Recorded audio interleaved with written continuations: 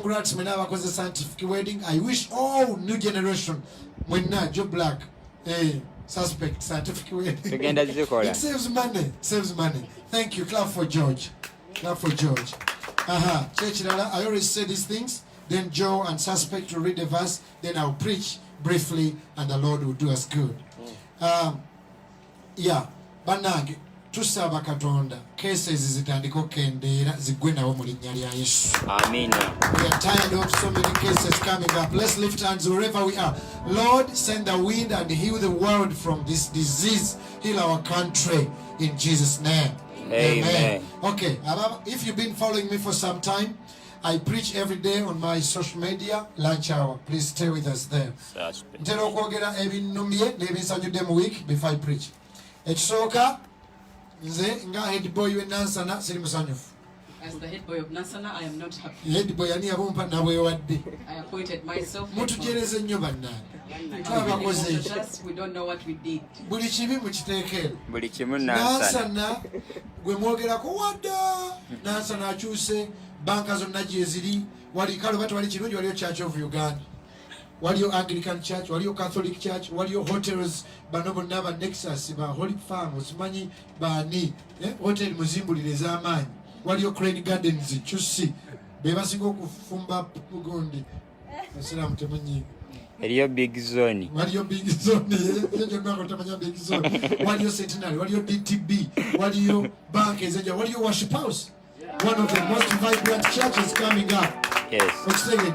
Waliyo Wilson Bugembe, waliyo Mariachi, waliyo Pastor, waliyo Dr. Sebi, waliyo Gundi yani Mariachi, waliyo Pastor Alex Mitala, waliyo members of Rashi mutujerego okutuuka Enansana. Kale siri musanjufu nga head boy we Enansana okine ate buli bajerege ekifo manya kigenda vaamu either mu myaka nga 23 mandibayo president oba governor. So hallelujah. Amen. Okay, ndoza byebyo byebyo. Okay. Kansabe tugatenga luzaffe twanirize SuspektLeisor ne Johnblack but so many chandiki. Ladies and gentlemen, in 3 minutes let's welcome the celebrity of the day to come. Yeah, come on in, brother. Come on in. Come on in. Johnblack. Ne Suspect mutabudde Kampala, Uganda. What microphone iri? Okay. Buza ku bantu. Kama yebazibwe abalabi ba NTV NBS ne abayagala Johnblack yabwe kama yebazibwe abalabi ba NBS bachali ba suspect ne bafanya Katonda mumumanyi wayimba kayimba tokogera tuli mu church uli ebala kati wakakyusiza bakaita bati tugayite ulire church nsanyusa sabala Joe. Yes, you guys are very unique. You guys, your music is new ear. Not new ear. First time I heard your voice, so my oyimbanga nasujukiza omusajja bamwitanga Bashagi. Bamwitanga Shagi. Shagi. Leka tulimba wote. Tuli mu church kama. Tuli mu church. Sebo. Katonda mumanyi. Mumanyi pastor era ndi musajja Katoliki ndi mukkiriza nzikiriza Mukama Katonda kali. Yes sir. Kakati wena yake baka gospel konna muri mutima. Kalina.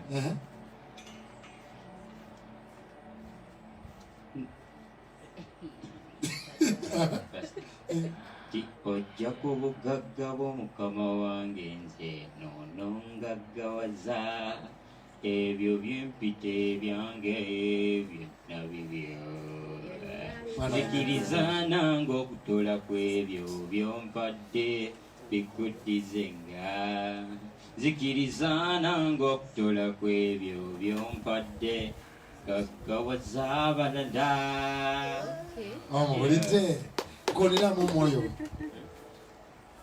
omwoyo omutukuvu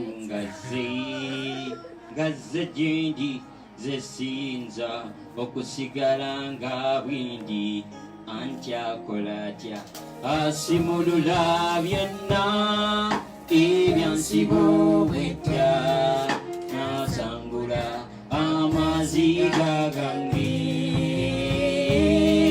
ayugumya byonna ebyansibo bwetya zesinza okusigala nga bwendi anjagula.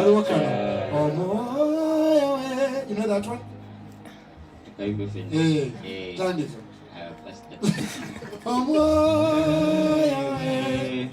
Ali wano kati muwulire ali wano lero omwoyo we ali wano kati muwulire ali wano lero.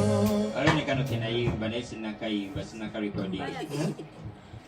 Nze yeggwe gwendopita aba bannwanisa yeggwe gwembuuza ebibuuzo ebinsumbuwa nze yeggwe gwendopita aba bannwanisa yeggwe gwembuuza ebibuuzo ebinsumbuwa mukama mukama mukama omulwanyi wange kabaka kabaka kabaka ag'omusumba wange Suspect kona mutulire nga ka Yesu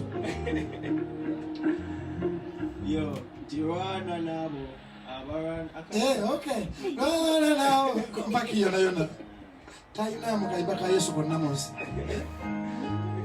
rwana nabo abalwana nange olwana leero ebirwana nange rwana nayo abana nange ololo mukono gwasumulire rwana nabo abana nange olwana nayo abana nange rwana leero ebirwana nange ololo mukono gwasumulire. Suspect kwata gani nweza gani paipo mundu kisonge musikani okulira kubala tetwalina pulani kanda gali mugombe bwa polisi sikwakamama natebakulwa mama salina pulani kubala kwenda chama mukama tewatuduka nga sala zetuya chebulo zetunywa bangi basikanga omwana talikyuka mbu joni talikyuka bangi basikanga mbu joni talikyuka lisigala mu kukoota kati nvuga mmotoka era nvuga mmotoka nesala kiwizi nesala katokola apasitanzi dafa mukama rwana nabo abawana nange rwana leero ebirwana nange rwana leero ebirwana nange ololo mukono gw'okulula rwana nabo abana nange Yesu rwana leero ebirwana nange rwana noyo abana nange omukono gw'okulula anaye mutukubire mu ngalo kwaya ogambye nti ekyandikibwa kino gwe yakisomye mu mutima gwo wakisomye ekiro nakisomye ekiro kiri luddawa Psalms Psalms 141. Yeah. Okay, here we go. Mr. Kalisa mujja twongeramu ku budde mwe tulidda kuba banna. Psalms 141. This is his verse. He said it is his verse. Yeah. Can someone open for Suspect a verse too? Okay, here you go. Psalms 141. Here you go. Yeah.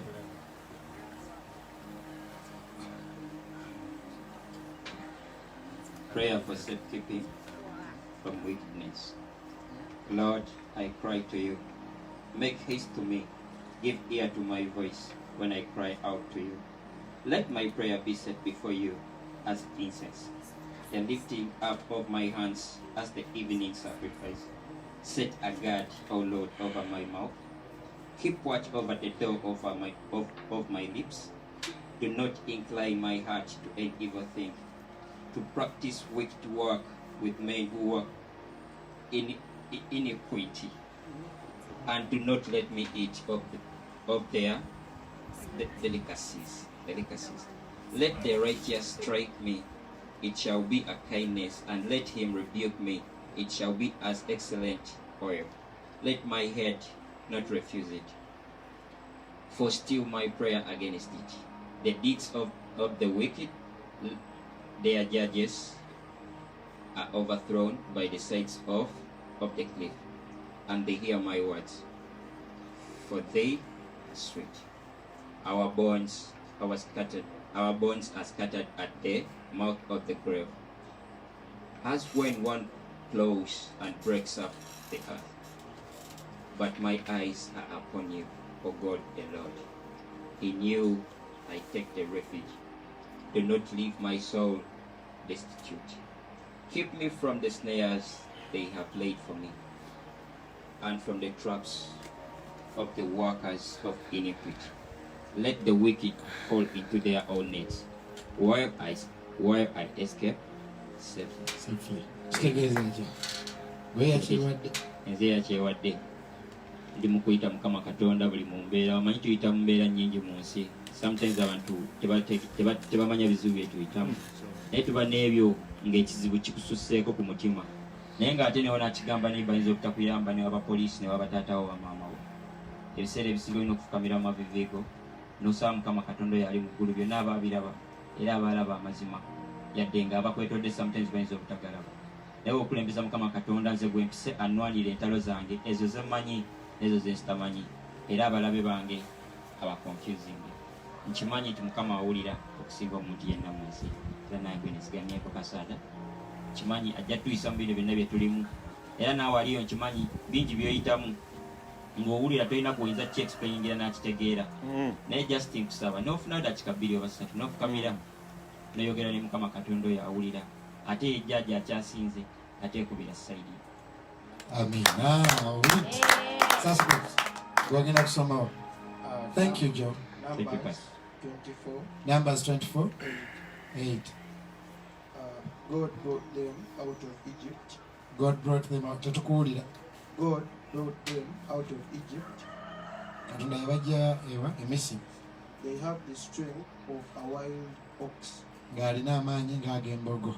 They devour hostile nations and break their bones in pieces. Bamenya amawanga g'abo ab'amalala And break their bones in pieces. ne bamenyaamenya amagumba gaabwe mu pieces. With their arrows, Tundu. with their arrows, they pierce them. Kitegeeza ki? Kitegeeza nti Katonda yabajjayo mu Misiri. Alina amaanyi. Era alina amaanyi laga embogo wild. Toyanziza lusi. Kubanda mubona. Kale tusabire Yesaala. Tusabire Yesaala nga nyimpi nnyo eri ngulira enjiri. Ayi Mukama Katonda tukwebaza okubanga enyangira nnyo mu lesoga. Tusabe mu tusaba. Ayi Musengwa Katonda yo obuyinza okusoyitenda obuyambi. Tukwebaza okutuusa lunaku lwaleero nga tulubala mu bulungi. Twakwebaza okubanga otutusaako ekyokulya n'ekyokunywa. Nkwebaza olw'emikwano gye ndina emituufu. Era nkwebaza okusobola okubanga otusobozesa nze ni suspect era ku kyati ya Pastor Pr.Bugembe. Musengwa ate obuyinza kibombo mu weekend. Tuli kusaba otukemere ku byonna ebituzibuwalire. Otwetolooza omukono gwo otuteeka omusaayi gwo Katonda lata. Otulwanira eddentalo de twidine de tutaidi. Tukusaba otublessinge enjira daife osobola okubanga odeerula. Donna dubendero. Tuli kusaba era osobola okubanga okuuma family daife fena tusobola okubanga bala mu bulungi. Osobola okubanga obatusaako ekikuba n'ekyokunywa. Era twasabira na eiwanga ensi daife donna ensi gye tuli ku Musengo lata. Ekirwadde ekyatulumba ekya COVID-19 kikozesa buli kintu. Tuli kusaba osobola okubanga otuyamba, osobola okubanga otuwonya Musengo lata abantu baire ku mirimu gyaibwe, kubanga abantu bali waka bantu tebalikola, ezira kye bali kulya. Tuli kusaba tuteeka omukono gwa Katonda, otusonyiwe ebyo twasobya, otusaasire ife abaana bo, osobola okubanga otuwonya bino ebirwaire, otukuume nga tulina emirembe. Amen. Saba okwatuleko wano, eno ye church gye tuzimba Johnblack. Njagala ogiraga abantu eno church gye yava Michael. kati tutuuse awo kati kwata bulungi kamera ya Timothy ya NBS elabe neya Facebook ne kamera endala. So wano wetwava nga kyaki eriwo binnyo olw'omukono gwa Katonda tutuuse wano gye wakute kati wano kino kyetuzimba kikwate bwoti okirabijjo. So this is what we are doing. Suspect wali wakute wetwava naye kati tutuuse okusereka. So roofing needs about $200,000 naye si bwe naatereera ngenda kujja buli muntu anjagala ampeeyo omutwalo gumu ogw'e Uganda, abagagga bampe $8,000 era ngenda kwanika ati yonna musabe banteekeyo nga nsonda omutwalo ogwo kusereka nnyumba ya Katonda. So ninde nseeterere bwe taatereera buli omu ajja kumpayo omutwalo gumu $20,000 bwe bukadde nga $600 nja bufuna mu linnya lya Yesu. So twebaza Katonda eyatujja wano atutuusiza wano katuli wano era ebaggulawo church mujje mutukyalireko. Ekindeesa abaana bano nga Jojo, thank you for coming and Suspect. This I want the world to know nti ne bano abaana they are stars but they know God and they should come to know God more. Si bamaanyi nti sitaani yabayambi Katonda. Jo bwatuuse banaŋŋambi pastor verses gyengenda okusaba nagisabiddemu ekiro ye kenyini yagyesomedde. Ono omwana Suspect mumulaba naye mwana wange oyo kyali oyogola namufuna ina emyaka emyaka tomulaba kuyimba bulire ebbaala naye nga namufuna ina emyaka 5 kakati jo webalina kumunjagalira. So nakusaba ebintu 3 nakugamba ki nakugamba otandisa okukuba ebigoma ebyo naye tonywa mwenge tojja wakana sirimu tova Katonda bisatu binamusaba kale kama abampeera omukisa Uncle Joe, thank you so much. Mbagala nnyo mubankubireko mu ngalo bannange. Thank you so much. I could feel that Joe knows God. Do you feel? It's not fake. You may have your say. Katusabeko manager wa Joe, thank you so much, and Suspect, thank you. Let's pray. Dear Lord, in these last 10 minutes, please speak to someone. Lift your hands, everyone, wherever you are.